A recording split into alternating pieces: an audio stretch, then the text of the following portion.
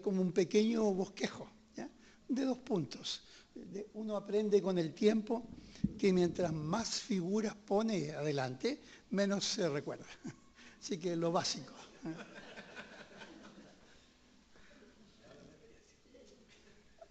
No quería decir eso. Ay, ay. Bueno, el tema es, a ver, lo que aparece en el libro de Hebreos, en el versículo y capítulo que aparece en pantalla, 12, el libro de Hebreos es escrito, está en la Biblia, todos los comentaristas, los académicos, todavía no saben quién lo escribió. Ya todavía no descubre. Como sucede con otros libros, pero es gente que estuvo muy cerca de los apóstoles, si no fueron los apóstoles, discípulos de los apóstoles. Pero ahí hay discusiones si fue Apolos, si fue Pablo ya en edad avanzada, usó otras palabras, o si fue un escriba que él le iba dictando y usaba otras. Bueno, el punto es que está en la Biblia y tiene un mensaje para nosotros.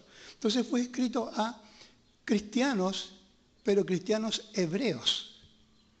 Y estos cristianos hebreos estaban sufriendo tremenda persecución. Así que es un libro que les recuerda. Algunos con la persecución estaban pensando volver atrás y quedarse como judíos, creyendo el judaísmo y no el cristianismo. Entonces, este texto, la carta, quiere explicar en qué consiste el cristianismo y cómo asociarlo con lo que ha sucedido en el Antiguo Testamento. Por eso tiene mucho tecnicismo. El punto es que al llegar casi al final de Hebreos, el escritor, inspirado por Dios, dice estas palabras que pareciera que no tuvieran nada que ver, ¿ya?, con el tecnicismo, todos los sacrificios del Antiguo Testamento, cómo esos son interpretados a la luz del Nuevo. Recuerden que Juan el Bautista, cuando ve a Jesús, dice, es aquí el Cordero de Dios. Cordero, ¿cómo es eso? Ah, porque tiene una explicación de cómo se llevaban los sacrificios en el Antiguo Testamento. Y este es el sacrificio perfecto. Eso dice Juan el Bautista. Entonces está hablando de esto que pareciera nada que ver con doctrina, pero es característico en la Biblia. Cuando uno ve una carta, la lee, al principio doctrina, y cuando cree que ya entiende y que ya es un maestro, llega a lo práctico. Y ahí se da cuenta que la cosa no es tan fácil, no es asunto de entenderlo. Entonces siempre las cartas tienen eso. Teología dura a veces, y después ya de la mitad comienza a ver cosas prácticas, el alcance de lo que se ha dicho. Y parece que ese es el caso acá. Está hablando acerca de la amargura, raíz de amargura, y cómo eso afecta la vida de uno, la vida de otros, y afecta el fruto que uno debería dar para Dios. Podemos leer el texto, está en Hebreos 12, 14, 15. Antes decía, abra su Biblia, ahora encienda su teléfono. Debe haber sido extraño. Mire, los procesos, yo recuerdo cuando en el seminario, cuando leía el Antiguo Testamento, y entonces veía fotos de gente que tenía papiros, ¿no? Papiros, rollos. Debe haber sido un problema cuando comenzaron a salir los libros. ¿Ya? Un problema, ¿en qué sentido? Emocional, porque si usted pasa acá con el teléfono a leer la Biblia, los más antiguos, los con más experiencia, como dijo Jaime, nos sentimos extraños, como que es una falta de respeto. Pero es que en nuestra manera de ser nos acostumbramos a ir con la Biblia, ¿ya?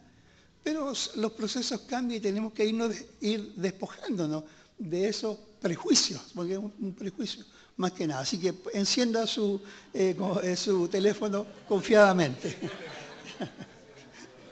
Y lo mismo debe haber sido con esto, los tablets, ¿ya? Para una persona, y aquí sin púlpito, una mesa. Los tiempos cambian, pero la palabra sigue siendo eficaz, ¿no?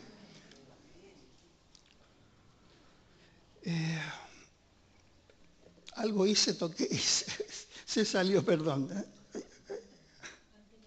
Antes no pasaba eso, ¿no? Ya, ya, antes no pasaba eso, bueno. Gracias por tomarlo así, ¿no? ¿Alguien que tenga el texto puede guiar en la lectura? Acá pasa. Ah, está puesto. Entonces, alguien que lo guíe en la lectura mientras yo llego a lo que estaba. Por favor. Ya.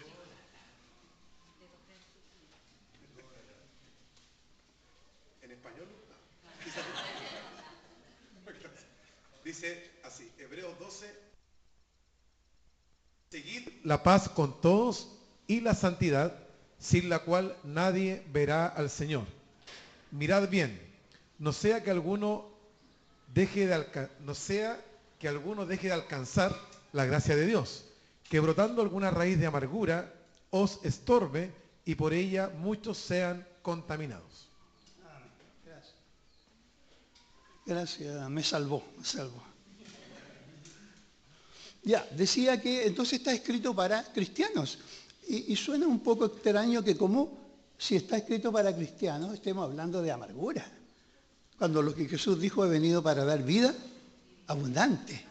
Y pareciera que a veces como un cliché en victoria, hermano. Y la verdad es que es cierto que estamos en una posición de victoria, pero emocionalmente no siempre tenemos las emociones de la victoria, porque a veces pasamos por momentos difíciles. Y eso honestamente hay que entenderlo, sabiendo que eso no nos saca de la posición que Dios nos ha puesto. ¿Ya? Así que esta palabra está dada para cristianos, como nosotros, que están viviendo la batalla, pero que en algún momento sucede esto que, por alguna razón, a veces fuera de nosotros, a veces dentro de nosotros, comenzamos a frustrarnos. Mi esposa, que es parvularia, dice, no es parvularia, es educadora de párvulos. No le gusta a las educadoras que digan parvularia. Me dice que son niños con poca tolerancia a la frustración. ¿Ya? Eso no ocurre solamente en los niños, sino también en los adultos. ¿Ya? Y comenzamos a masticar. Una amiga de mi hija decía, son pensamientos rumiantes. Están ahí. Y a veces son pensamientos que tienen que ver con algo que nos hicieron. A veces son cosas que hicimos nosotros y no podemos arreglar. ¿Ya? O porque la persona falleció, la persona se cambió muy lejos, etc. Pero ahí están. Y eso comienza a afectarnos. Y comienza a afectarnos internamente sin que nos demos cuenta.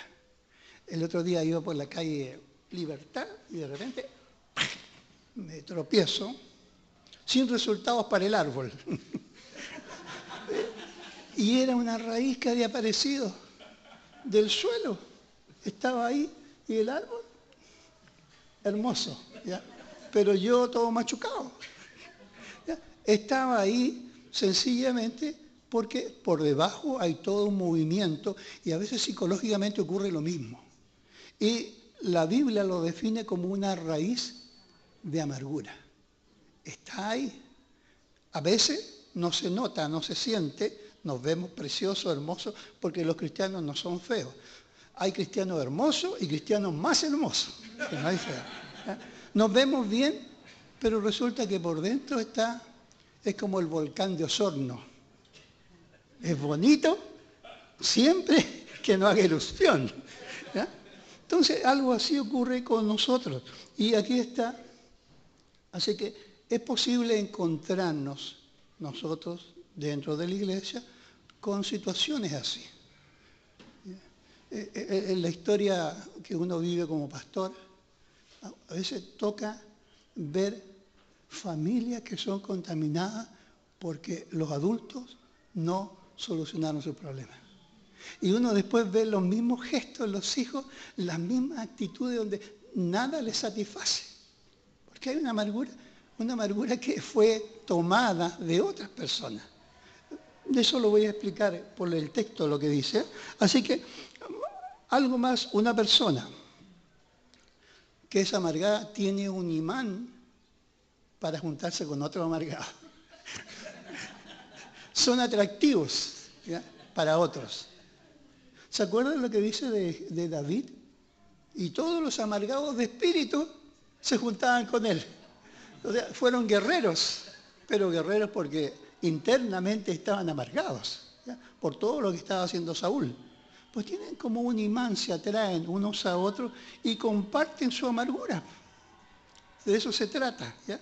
Porque el texto, en el texto griego que fue escrito la Biblia, el Nuevo Testamento, la palabra que usa acá para amargura es pilcria.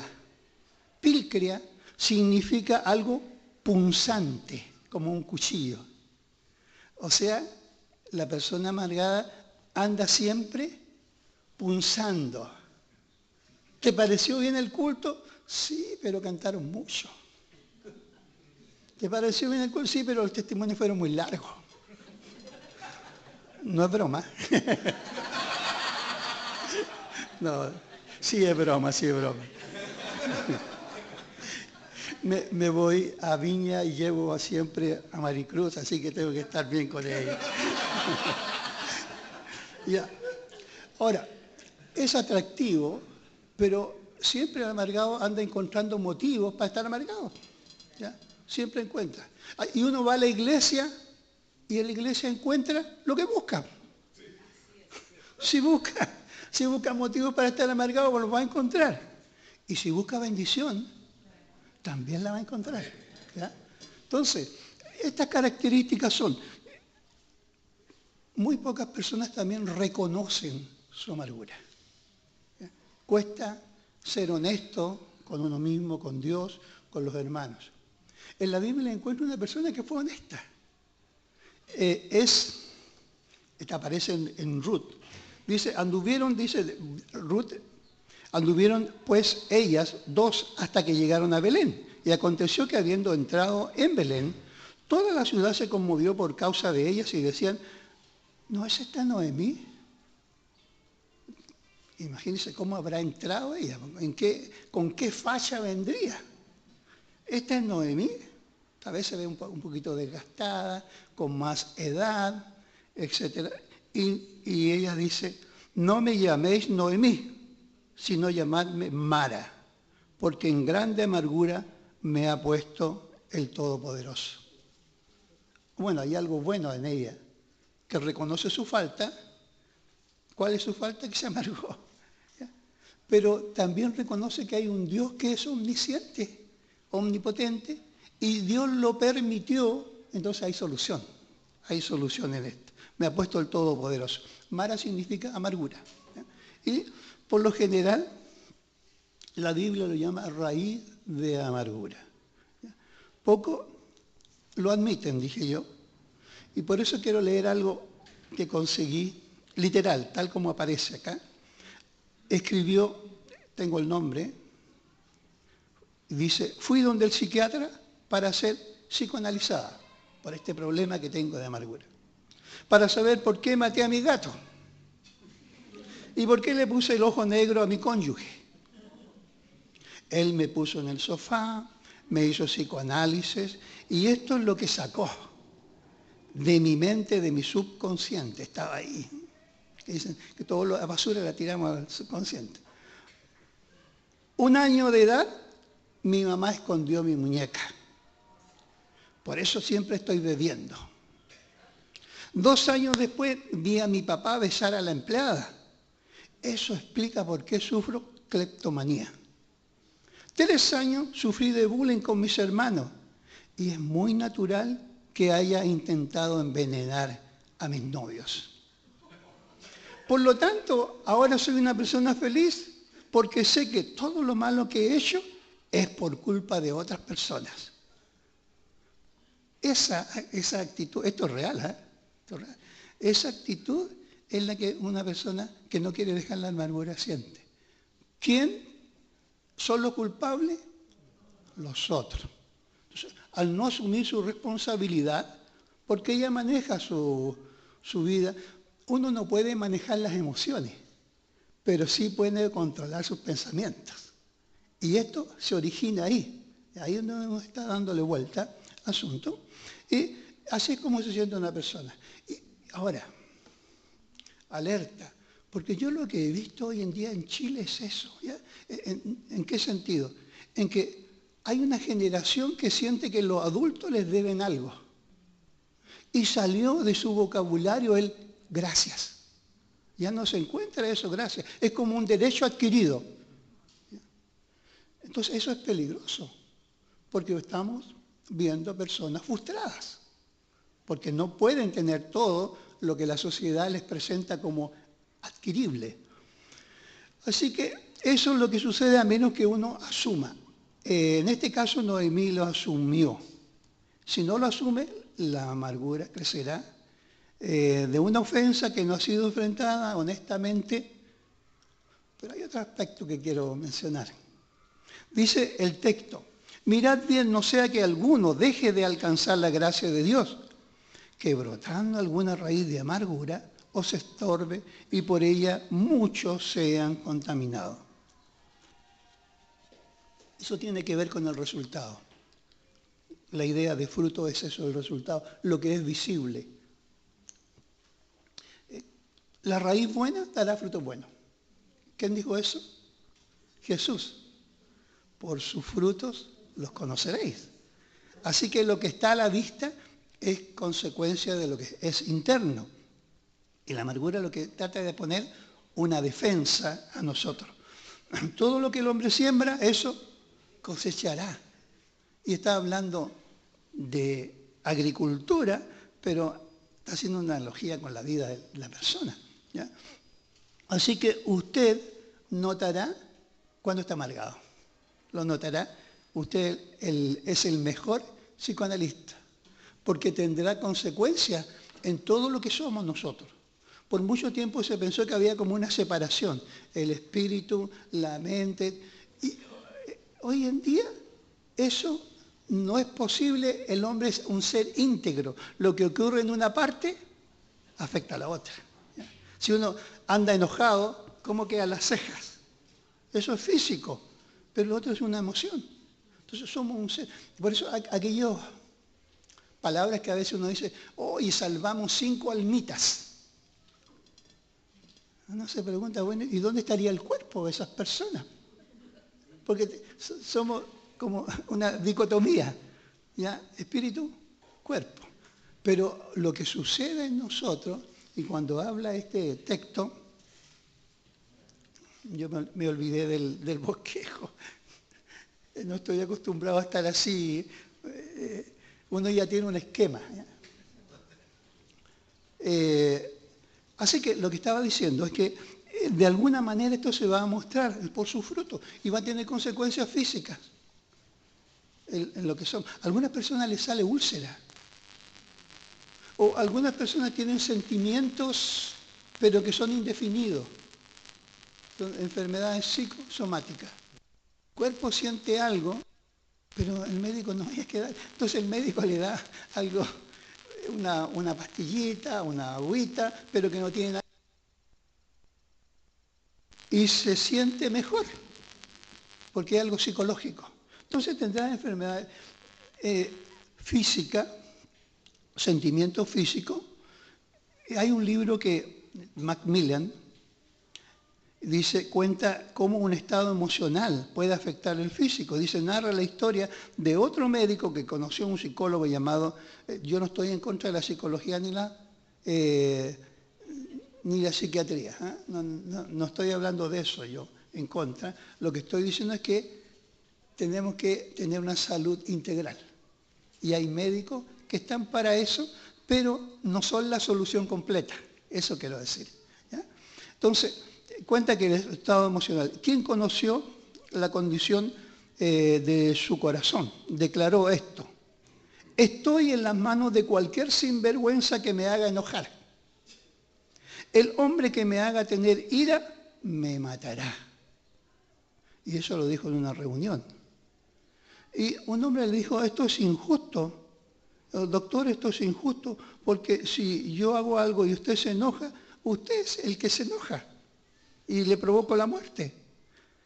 ¿Por qué? Y él le explicó, ¿por qué? Dice, mis vasos sanguíneos al contraerse por la emoción causada por la ira, me podrían matar. Así que usted, en una reunión, sin sacar una pistola, puede causar mi muerte. Eso es cuando ya el asunto no tiene control. La raíz de amargura ha echado más raíces y brota por todas partes. ¿Ya? Entonces tiene consecuencias físicas, tiene consecuencias emocionales también. ¿Ya? Nos cuesta reconocer lo que es bueno, porque siempre lo que es bueno le vemos algo. ¿Y hay algo 100% bueno? No, creo que hay algo. Siempre hay una cosita. Una vez había comprado un auto, entonces lo pongo afuera en el patio y llega un hermano, lo saludo. Hola, mira, ¿qué te parece el auto? Oh, está bonito, pastor. Y lo miro y dice, ah, pero tiene la puerta de otro color. Tenía 4 puertas, tenía que fijarse en la que era de otro color. Era un poquito más oscura. Entonces le digo, bueno, es que lo compré, era un auto que estaba chocado, el seguro lo remató, lo compré yo y lo arregló el mecánico. Pero yo pensaba, ¿y este hermano, por qué tiene que fijarse en eso? ¿Por qué me complica la vida? Pero eso pasa, se fija en aquellas cosas que no marchan y la persona se vuelve esclavo emocionalmente. ¿Ya?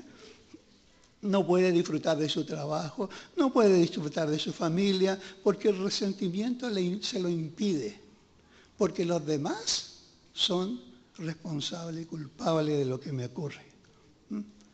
Aún en las vacaciones. Estoy hablando de una doctora que conozco, es del norte, así que puedo contarla. Con mucho esfuerzo llevó a su mamá al Caribe. Ahí estaba la señora. Y le rezongaba todos los días por el calor que hacía ahí. Entonces no puede disfrutar de nada. Bueno, yo pienso en ese caso, hasta donde conozco, es una amargura tremenda. A veces la persona vive experiencias en la vida que van dejando rezago. Y eso se suma. ¿Ya? Entonces, miren lo que dice la Escritura. Mejor es la comida de legumbres donde hay amor que de buey engordado donde hay odios. No puedes disfrutar ni el asado del 18. No sé si, a menos que sean veganos. Entonces, el grado que usted guarda de resentimiento a una persona será el mismo grado con el que usted queda esclavizado. Ahora, estoy hablando a personas que viven experiencias similares. ¿Es posible que haya alguien entre nosotros que no entiende lo que estoy hablando porque nunca ha sido ofendido? Porque nunca ha sentido resentimiento por otra persona. Entonces, nos entendemos. Esta es una realidad que está ahí. Y cuando llegamos a Cristo pensamos que si lo confieso, van a pensar que no soy tan cristiano. ¿Ya? Entonces vivo a la defensiva y pongo una especie de pantalla para que no se vea lo que hay dentro. Pero afecta física, emocional y también afecta espiritualmente. Aquí en el texto dice, seguid la paz con todo y la santidad, sin la cual nadie verá al Señor. Entonces es imposible crecer en santidad si hay esa raíz de amargura. Porque al final la amargura tiene que ver con la culpa a Dios. Porque llegamos a la iglesia y nos dicen, mira, Dios es soberano. Él permite circunstancias que nosotros vivimos y las permite con un propósito justo y bueno. Pero lo que me está pasando no es tan bueno. Entonces, ¿por qué Dios? Es como si uno ve la bendición de otro y cuando ve la bendición de otro, me está restando a mí. Me está restando la mía. Entonces, ¿ves cómo?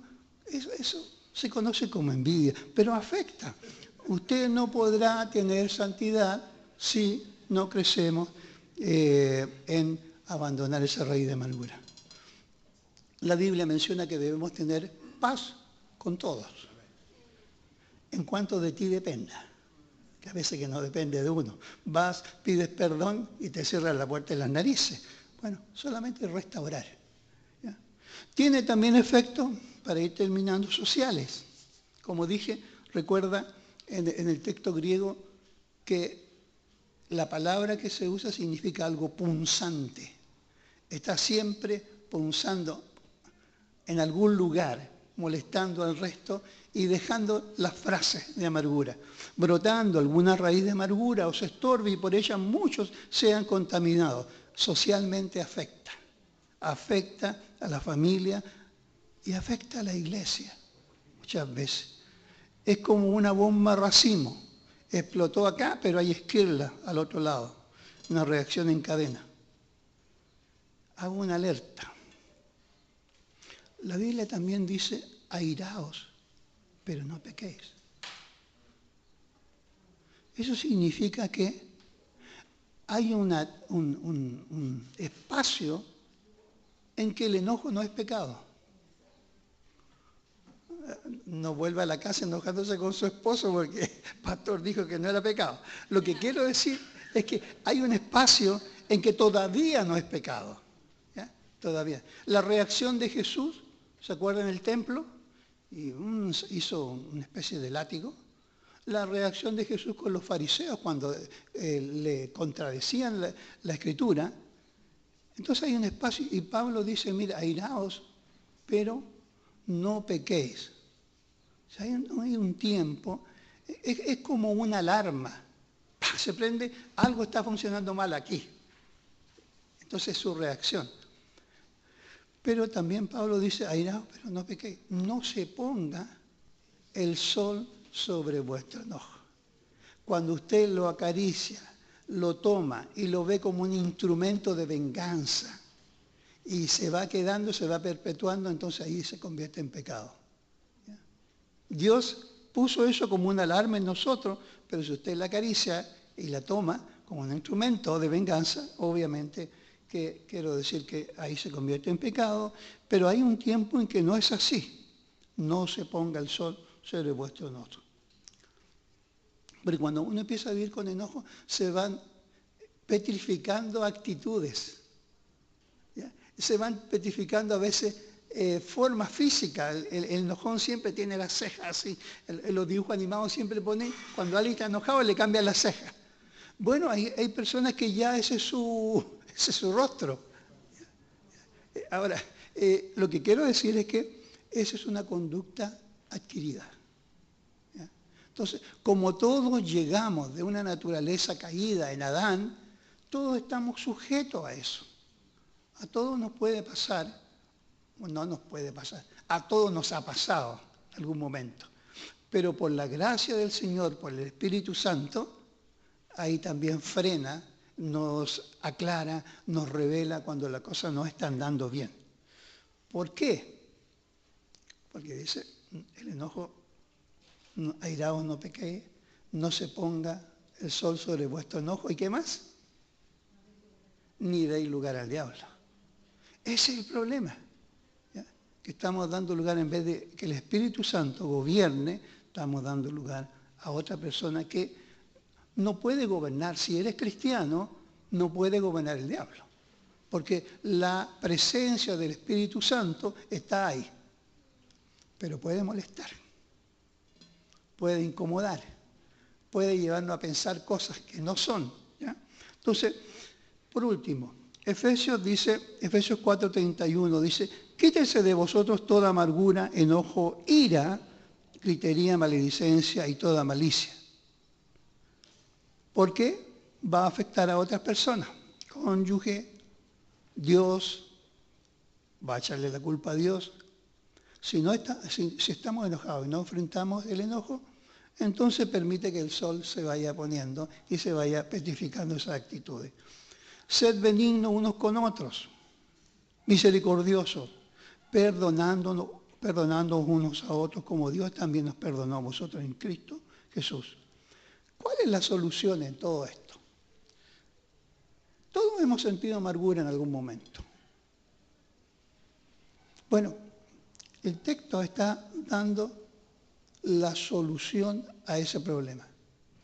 ¿Cómo se soluciona este problema? Primero, honestidad, reconocer, mira, estoy enojado. A veces nos enojamos, nos amargamos porque nuestros hijos no fueron lo que nosotros esperábamos de ellos. Y ahí lo vemos. Y siempre el trato es más fuerte con uno y más suave con otro, porque este dio las expectativas. Y eso ya pasó ya, pero ahí está dejando huella en nosotros. ¿Ya? Y la Biblia dice, perdonándonos unos a otros.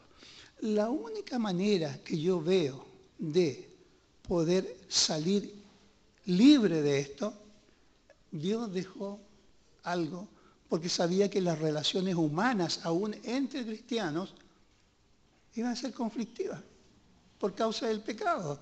Antes de Adán no hay problema. Vivían en armonía. Cuando se da esto, Adán y Eva caen, entonces ya hay conflictos de relaciones. Y uno ve lo que quiere ver. El hombre ve y dice, tu deseo será para tu marido, ¿viste? Eso es lo que dice. Y la mujer ve, con dolor darás a luz. Cada uno ve lo que... Pero ahí hay conflicto, no había dolor hasta ese momento. Y eso afecta a la relación. ¿Y cómo poder librarnos de la amargura en un mundo donde el pecado existe? La única manera es que uno esté dispuesto a perdonar. Y cuando uno dice perdonar, significa uno llevar las consecuencias, uno asumirlo. Si alguien me pide prestado dinero, 100.000 pesos, y yo lo presto, y después la persona no lo veo más, y cuando voy en la calle lo veo en la vereda y salta para el frente. Y yo lo llamo, le digo, ¿qué pasa? Bueno, pastor, es que la situación no ha sido buena y la verdad es que no he tenido para pagar. Y yo digo, como buen pastor, no te preocupes, no me debes nada. Cuidado con pedirme prestado. No me debes nada, le digo yo. Pregunto, entonces, ¿quién pagó? No, soy yo Sandón. ¿Quién pagó? Bueno, el que perdonó, pagó. ¿Ya? Y por eso nos cuesta a nosotros perdonar. Porque si lo asumo, lo perdono, yo asumo esa sanción. Por eso, ¿por qué dice Isaías? Él llevó nuestros pecados. Porque Él cargó. El pecado no es algo livianito, no, sí Señor, la verdad. No, costó la vida de Jesucristo. Entonces es algo serio, pero encuentra solución en que alguien fue nuestro sustituto. Entonces, por lo tanto, cuando buscamos la solución de esta raíz de amargura y hablamos del perdón, inmediatamente uno se pone a la defensiva, como perdonarlo, pero si ya van como 3 veces lo mismo, perdonarlo, pero etcétera. Porque cuesta, es difícil, porque uno lo asume. No hay sanción, yo la asumo la sanción, yo pago. Pero no hay manera de, si queremos ser liberados y descubrimos que hay algo similar en nosotros, no hay manera de solucionarlo. Y como ejemplo, Jesús sabiendo y Dios sabiendo de que iba a haber conflicto a veces entre los mismos cristianos, Él dejó algunas pautas, una orientación. La primera aparece en Mateo, en 2 partes, en el Sermón del Monte. Dice, mira, si tú vas al altar y descubre que tienes algo, o sea, que hiciste algo contra tu hermano, entonces ve y arréglalo. Mire, si yo voy y descubro algo, Dios me hace ver mi error, arréglelo antes de adorar al Señor. Vaya. Pero también en otro pasaje dice, bueno, ¿cuántas veces debo perdonar? Dice Pedro. Y Jesús da bueno, mira, si alguien, ahí al revés, no eres tú el que hizo algo, sino que es el otro. Entonces dice, mira, anda y conversa. De las 2 maneras hay que conversarlo, hay que enfrentarlo. No hay escape. Si el otro me hizo algo bueno y no es consciente, anda y habla con él. Si no te escucha, entonces toma un hermano que es más maduro en la iglesia y tómalo como testigo, vayan de nuevo a hablar. Si no los escucha los dos, bueno, entonces ahí dilo a la iglesia, dilo al pastor o a los líderes. Yo noto como pastor que muchas veces la gente se quiere saltar eso, ¿ya? Pone un bypass. No habla con la persona, no toma un testigo, sino al tiro donde el pastor. Pastor, mire que esta persona... No, si quiere madurar, no le cuente al pastor. Si no hay solución, ahí cuéntele recién. Es el último paso y recién la iglesia toma carta en el asunto. Así que significa conversarlo de los dos lados. Si yo soy el culpable, si el otro es el culpable, pero también hay un perdón que es unilateral. ¿Qué hacer cuando un padre fue causante de tanta desdicha en el hijo? Ahora el hijo es cristiano y recuerda esos momentos. Ya no puede ir a hablar con él. Pero hay un perdón que es unilateral, que uno lo asume delante de Dios, busca un buen tiempo, no lo hace a la ligera, puede anotar todas las cosas que las confiesa al Señor y lo rompe, dando a entender de que aquí en adelante, Señor, le perdono, en tu nombre, con tu gracia. Esas herramientas están para evitar ir acumulando amargura en nosotros. La solución es el perdón. Y su gracia nos capacita. Su gracia es abundante. Porque mire, dice ahí, mirad bien, no sea que alguno deje de alcanzar la gracia de Dios. O sea, no podemos excusarnos, que es una situación muy difícil, ya pasó. Mire, si ya pasó hace muchos años, ¿por qué te sigue incomodando? Dios quiere liberarnos de eso. Y Él está haciendo todo para poder encontrarlo. Una vez, conversando con una persona, me dice, sí, pastor, pero fue hace mucho tiempo. Y yo le dije, bueno, si te molesta, algo el Señor quiere decirte. Sí, pero a lo mejor yo soy muy sensible. A los 2 días llegó y me dijo, ¿sabe, pastor? Esta persona vive en el sur y vino a hacer unos trámites y lo encontré cara a cara. Mira Dios qué bueno. Nos habla y nos da la oportunidad de arreglar situaciones como esa. Y la gracia está en nosotros para poder hacerlo. Si no la alcanza, algo va a pasar. Entonces hay que distinguir eso. Y Hebreo dice, y seguir la paz unos con otros.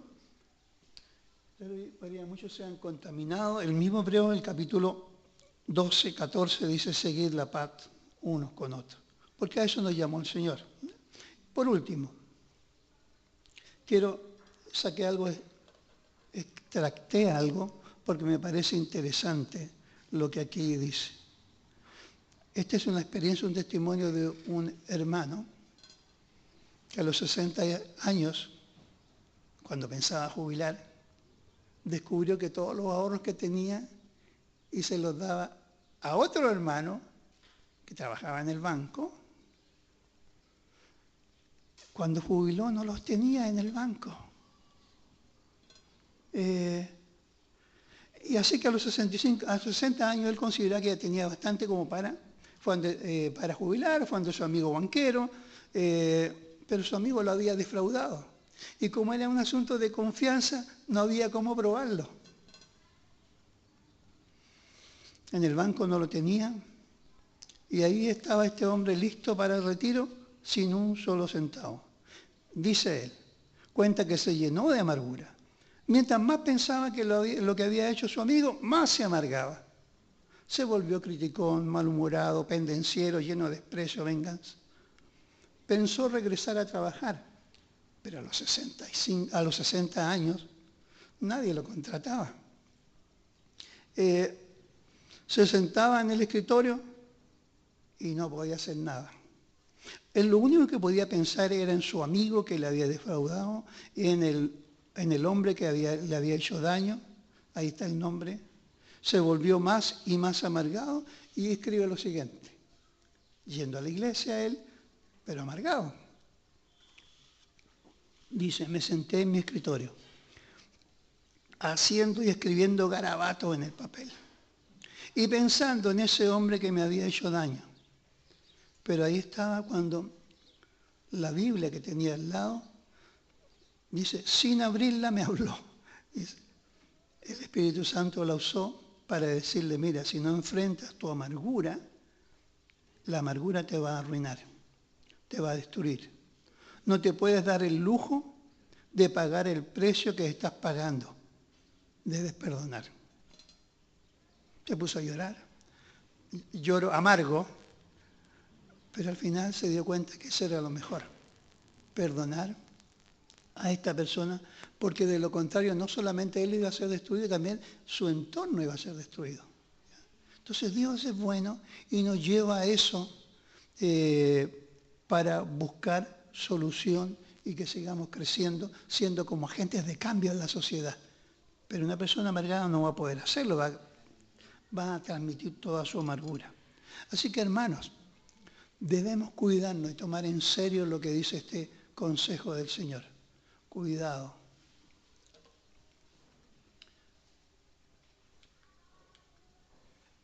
Mirad bien que no sea que alguno deje de alcanzar la gracia de Dios, que brotando alguna raíz de amargura os estorbe y por ella muchos sean contaminados.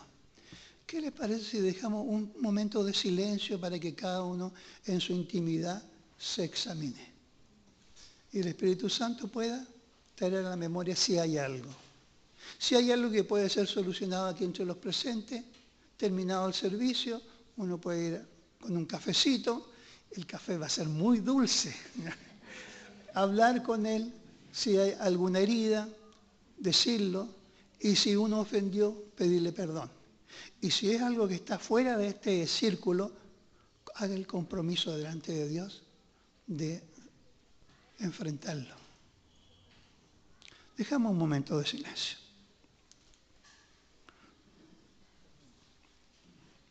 Señor y Dios, tú que hablas en el silencio, dejamos este momento para que a nosotros mismos, tu Espíritu, en primer lugar nos hable.